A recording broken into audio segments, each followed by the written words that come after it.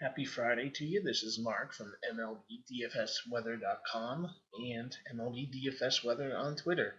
Today you can find my work over at Daily Fantasy Cafe, and the work was, well, I hate to say easy because something will pop up, I'm almost sure of it, but relatively very quiet across the country today in terms of rainfall. We had some rain up here across the northern plains.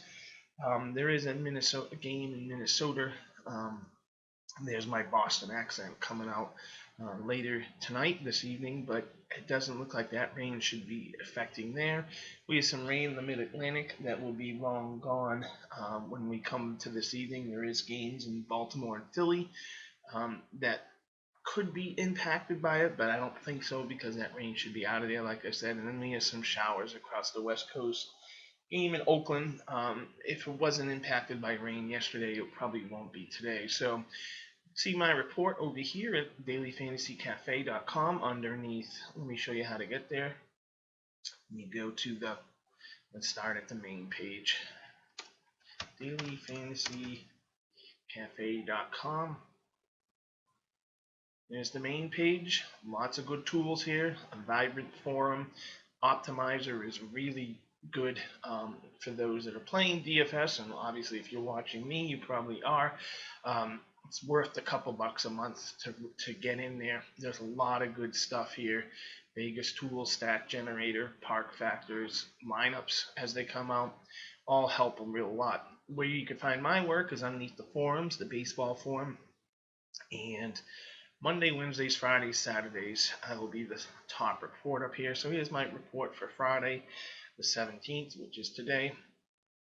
You can see my analysis. I don't expect any games right now to be impacted by rain. I will keep a close eye on it to make sure that continues to be the case as we go later through the afternoon and into the evening hours. A couple ballparks that stand out in terms of either poor or good hitting conditions.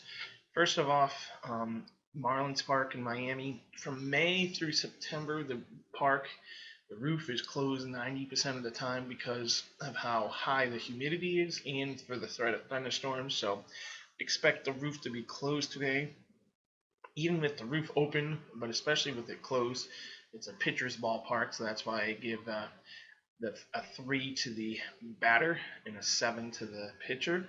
Well, it looks like things are shifted over a little bit. I could fix that later on.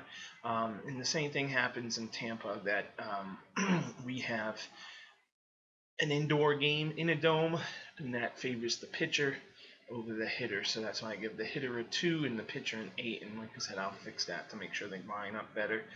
The ballpark, in my mind, that stands out best for hitters. So those were two ballparks that helped the pitchers. Tonight is going to be Fenway.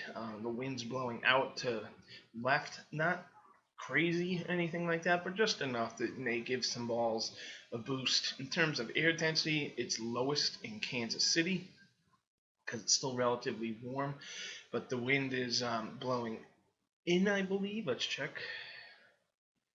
Blows in from right, so that's going to kind of mitigate that factor. You can find where I have the winds down in the analysis section as I go game by game.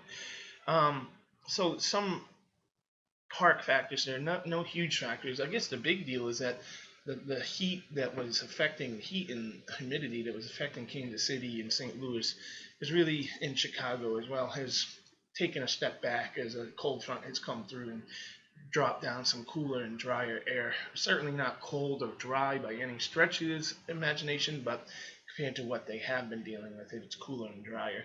Look for that heat and humidity to return as we go through the weekend and into early next week as well. Really, that's about it I have for you today. Follow DF Cafe on Twitter for my updates as we go through the afternoon and evening, and I always link it back to my Twitter handle, MLB DFS Weather. And that's about it.